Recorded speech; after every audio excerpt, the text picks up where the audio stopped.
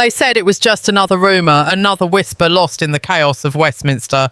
But tonight, the truth has detonated like a political bomb. The Supreme Court has just exposed Prime Minister Keir Starmer's secret EU dealings, and what's coming out is shaking the very foundations of Britain's democracy. Hidden documents, late-night communications, a covert plan to quietly bind the UK back under EU influence, all while the British people were told the opposite. And now, after weeks of speculation, the court has stepped in, revealing evidence that no one expected to see in daylight. For months, Starmer stood in front of cameras promising transparency, stability and sovereignty. But behind the scenes, powerful figures in Brussels were already calling the shots. Reports suggest that a classified memorandum was passed between Starmer's team and EU representatives, outlining potential trade concessions, migration frameworks, and even judicial alignments that would restore parts of EU legal power inside the UK. What's worse, it was all done without Parliament's approval. The revelation has left MPs, citizens, and even members of Starmer's own party in absolute disbelief. This morning, as dawn broke over London, the Supreme Court confirmed it had received credible legal evidence pointing to constitutional violations. The news spread like wildfire. The statement was short but explosive. We have reason to believe that executive decisions were made without lawful parliamentary consent. That single sentence was enough to set Westminster ablaze. Cameras rushed to Downing Street. Advisers disappeared from sight. Inside number 10, aides reportedly scrambled to shred drafts, erase messages and prepare emergency statements.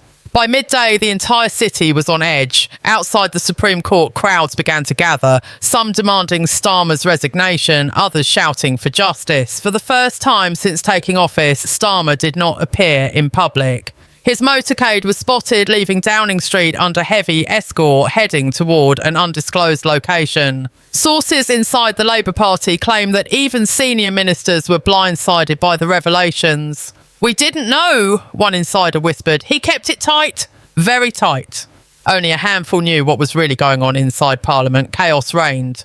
The opposition demanded immediate answers. Tory MPs called for a formal investigation into acts of betrayal against the national will. Even members of Starmer's own front bench were seen in tears, shaken and silent. A special emergency session was called, but before it could begin, the Supreme Court made its move. With unflinching authority, the court confirmed the authenticity of several leaked files linking Starmer's office directly to private EU negotiators. The timing, the signatures, the sealed stamps, it was all there. And suddenly, every denial from Downing Street collapsed in real time. As journalists scrambled to make sense of the unfolding disaster, a new name began to surface, someone from within Starmer's inner circle, believed to be the whistleblower. According to early reports, a senior civil servant had grown uneasy with the secrecy and quietly handed evidence to the court weeks ago. That single act of defiance set in motion a chain reaction that now threatens to end Starmer's career. The betrayal wasn't from the opposition, nor the media. It came from inside his own walls. Across Britain, the public response was electric. Social media exploded with outrage. Hashtags like #Starmer betrayal and #EU secrets trended within minutes. Commentators from every corner of the political spectrum demanded clarity. If this is true, one former Justice Minister said, it's not just a scandal, it's a constitutional crisis. The pressure mounted hour by hour. And yet the Prime Minister remained silent, but silence speaks louder than words. Starmer's refusal to face the cameras only deepened suspicion. Late-night sources described frantic phone calls between London and Brussels as EU officials distanced themselves from any unauthorised contact. The court, however, was unmoved. They announced an emergency review, one that could determine whether the Prime Minister knowingly violated the sovereignty of Parliament. The phrase "high constitutional breach" began echoing through every major newsroom in the country. Then came the final blow. Late this evening, the court released a statement confirming that portions of the EU correspondence were authentic and unaltered. That was the breaking point. Across Westminster, MPs gasped as the evidence scrolled across their screens. The betrayal was no longer theory, it was fact. The Prime Minister of the United Kingdom had been caught negotiating with foreign powers behind the backs of his own citizens. And now the question tearing through the nation is chillingly simple. What happens next? Will the Supreme Court move to formally charge the Prime Minister? Will Parliament call for a vote of no confidence? Or will Starmer attempt to survive by blaming miscommunication and administrative error? Tonight, the nation waits.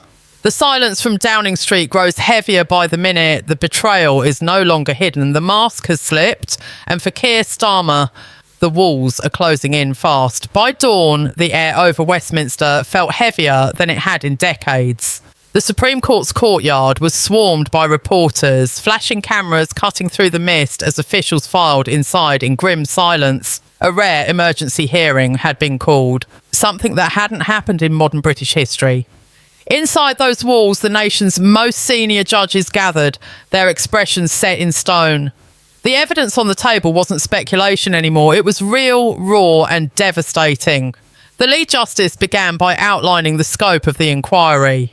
We are dealing with an act that may constitute a breach of constitutional integrity, he said, his words echoing through the hall like thunder. Outside, the crowd erupted in chant, "Resign! Resign!" their voices carrying through the thick morning air. It was no longer just about politics. It was about trust, betrayal, and the feeling that the country had been quietly sold out. Inside Parliament, the situation spiralled into pandemonium. MPs flooded the chamber, faces pale with disbelief. The Speaker struggled to maintain order as accusations flew across the floor. One Conservative MP shouted that Starmer had spat on the sovereignty of Britain, while a Labour backbencher demanded proof before the mob burns the Prime Minister alive. The division was poisonous. Each new revelation fed the chaos, and every MP knew that once the court's ruling was made public, no amount of political spin could save the government. By mid-morning, the Supreme Court issued its first emergency order. All official communications between Starmer's office and foreign representatives were to be surrendered immediately for forensic review.